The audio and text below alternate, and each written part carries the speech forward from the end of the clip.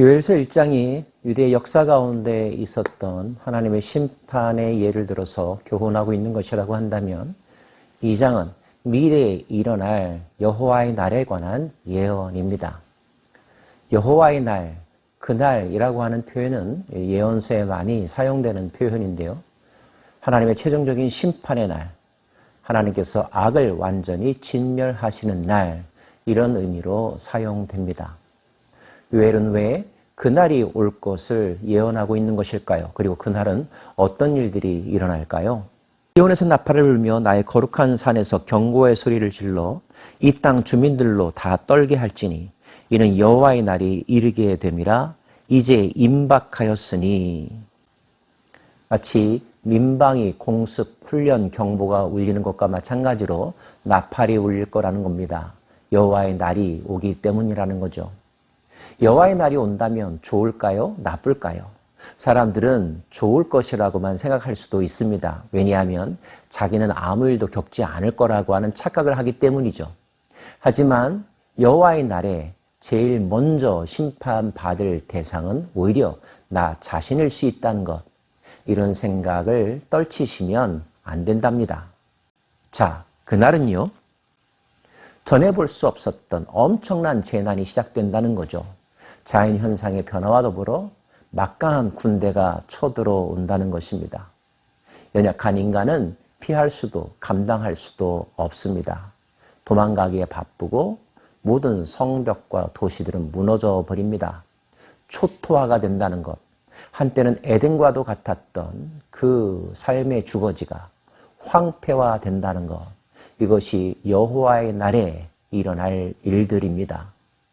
더 중요한 것, 놀라운 것은 그렇게 모든 것을 초토화시키는 이가 다름 아닌 여호와, 그분이라는 사실이죠. 여호와께서 그의 군대 앞에서 소리를 지르시고 그의 진영은 심히 크고 그의 명령을 행하는 자는 강하니 여호와의 날이 크고 심히 두렵도다. 당할 자가 누구이랴. 이 세상을 살아가면서도 우리는 내가 절대 이길 수 없는 강적을 만나기도 합니다. 그런데 그런 강적보다도 더욱더 강하고 강한 하나님, 그리고 하나님의 군대, 그 군대가 나를 포함한 내 삶의 터전을 완전히 짓밟을 수 있다는 거죠.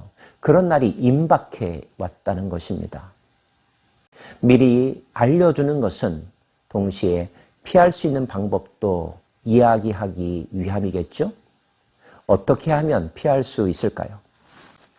여호와의 말씀에 너희는 이제라도 금식하고 울며 애통하고 마음을 다하여 내게로 돌아오라 하셨나니, 그 재난을 피할 수 있는 길은 없습니다. 있다면 딱 하나, 그 재난을 결정하신 그분의 마음이 바뀌는 것뿐이라는 거죠. 어떻게 하면 그분의 마음이 돌이킬 수 있을까요?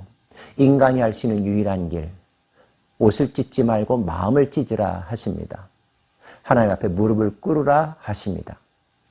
이전에도 많은 인간들은 제의 때 하나님 앞에 참회의 기도를 드렸습니다. 제사도 드렸었죠. 하지만 그런 모습이 결코 하나님의 진노를 줄이지 못했습니다. 왜였을까요? 형식적이었기 때문입니다. 매너리즘에 빠져있는 의례적인 행동이었기 때문입니다. 때로는 말과 마음이 따로따로였기 때문인 거죠. 하나님은 더 이상 그런 인간의 위선에 넘어가지 않으신다는 것, 더 이상 두고 볼 수 없다고 결정하신 것입니다. 그렇다면 방법은 하나입니다. 이제 입술로가 아니라 마음으로, 삶의 본질로부터의 진정한 변화, 회개와 반성이 주께 드려져야 한다는 것입니다. 그것만이 하나님의 마음을 돌이킬 수 있다고. 그렇게 한다면 하나님이 그 뜻을 돌이킬지 누가 아느냐. 지푸라기라도 잡고 싶은 심정으로 그렇게 해야 된다는 것입니다. 또 있습니다. 너희는 시온에서 나팔을 불어 거룩한 금식일을 정하고 성회를 소집하라. 백성을 모아 그 모임을 거룩하게 하고 장로들을 모으며 어린이와 젖 먹는 자를 모으며 신랑을 그 방에서 나오게 하며 신부도 그 방에서 나오게 하고. 예외 없이 다 모이라는 거죠. 어린 아이에서부터 노년에 이르기까지 어떤 특별 사유도, 예외 사유도 인정하지 말고 전심으로 다 모여 거룩한 성회에 참석하고 금식하라는 것입니다. 여호와를 섬기는 제사장들은 낭실과 제단 사이에서 울며 이르기를 여호와여 주의 백성을 불쌍히 여기소서 주의 기업을 욕되게 하여 나라들로 그들을 관할하지 못하게 하옵소서 어찌하여 이방인으로 그들의 하나님이 어디 있느냐 말하게 하겠나이까 할지어다. 긍휼을 베풀어 주소서 우리를 불쌍히 여겨 주소서 제사장들은 탄원하라는 것입니다. 온 민족이 함께 모여 집단적으로 신앙을 고백하고 자신의 죄악된 삶을 반성하고 인생의 방향을 하나님께로 향하는 것, 그 헌신을 주 앞에 고백하는 것, 하나님은 그것을 원하신다는 것입니다. 외에는 확신이 있었습니다. 만약에 우리가 그렇게 한다면 그때 어떤 일이 일어날는지 하나님께서 어떻게 마음을 바꾸실지에 대한 확신 말입니다.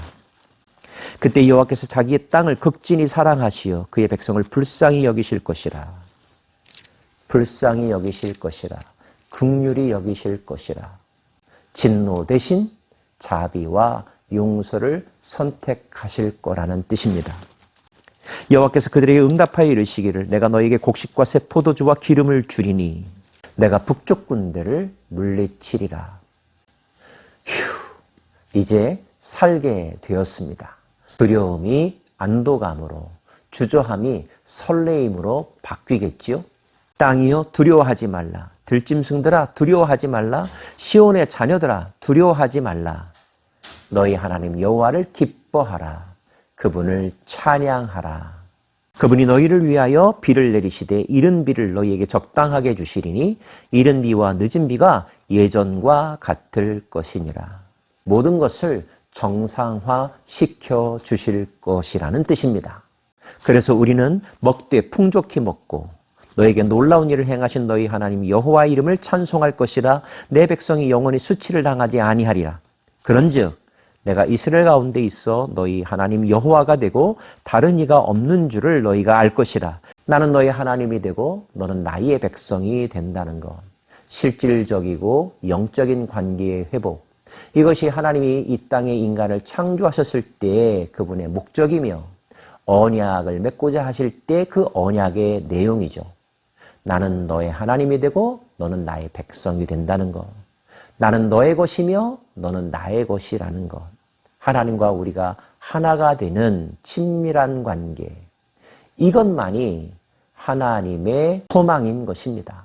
그 소망을 우리도 품어야 하지 않을까요? 후에 내가 내 영을 만민에게 부어주리니 너희 자녀들이 장래일을 말할 것이며 너희 늙은이는 꿈을 꾸며 너희 젊은이는 이상을 볼 것이며 그때 내가 또 내 영을 남종과 여종에게 부어줄 것이며 내가 이적을 하늘과 땅에 베풀리니 곧 피와 불과 연기 기둥이라. 고대 사회의 여자들은 아이들은 공동체의 중요한 모임에서 인정받지 못하는 신분의 사람들이었습니다. 그런데 그런 차별이 다 사라진다는 거죠. 모두 다 즐거워하며 모두 다 하나님을 기뻐하며 하나님과 더불어 하나님의 일을 하는 세상, 그 일을 할 수 있도록 하나님께서 영을 부어주신다고 했습니다. 이 말씀은 사도 베드로가 오순절 성령 강림 사건에 대하여 의구심을 가지며 궁금해하는 사람들에게 그 의미를 설명하면서 인용되었죠. 다른 말로 하면 성령을 체험한 공동체, 교회라고 말하죠. 교회는 요엘서의 예언, 여호와의 날에 성취된 모습을 보여주는 하나님의 백성의 모습이라는 뜻입니다. 교회가 얼마나 숭고하고 가치 있고 신령한 모임인지 놀라지 않을 수가 없습니다. 여러분이 모이는 그 교회, 아니 교회인 여러분은 여호와의 날, 그 날에 완성된 모습을 보여주는 거룩한 존재랍니다. 누구든지 여호와의 이름을 부르는 자는 구원을 얻으리니 이는 나 여호와의 말대로 시온산과 예루살렘에서 피할 자가 있을 것이며 남은 자 중에 나 여호와의 부름을 받을 자가 있을 것임이니라. 여호와 이름을 부른다는 표현이 있습니다. 여기서 부른다는 것은 단지 목소리로만 하나님을 외친다는 것이 아니라 마음을 다하고 뜻을 다하고 힘을 다하여 마음을 찢고 그 삶의 본질로부터의 변화를 추구하여 하나님을 향해 선다는 것을 의미합니다. 하나님을 즐거워한다는 뜻이며 하나님의 마음과 합한 사람이 된다는 뜻입니다. 그렇게 여호와 이름을 부른다면 그가 남자이든 여자이든 유대인이든 헬라인이든 종이든 자유자든 구별하지 아니하고 차별하지 아니하고 다 여호와의 구원, 여호와 날의 그 영광과 신비를 경험한다는 것. 이것이 요엘서를 통하여 주시는 약속, 소망이랍니다. 신앙인으로 살아간다는 것은 이런 세상을 경험한다는 뜻이 아닐까요? 걱정과 근심, 시기와 질투를 가지고 신앙 공동체의 생활을 하는 것이 아니라 평강과 기쁨과 온전한 헌신과 진실한 마음으로 하나님과 함께 하나님의 백성임을 즐거워하며 하나님의 꿈을 꾸고 그 꿈을 이루어가는 삶, 이것이 진정한 하나님 백성의 삶이라는 것을 마음속에 새깁니다. 이것이 어떻게 가능하다고요? 하나님의 영이 부어질 때, 성령으로 충만할 때입니다. 오늘 여러분은 성령에 충만하십니까?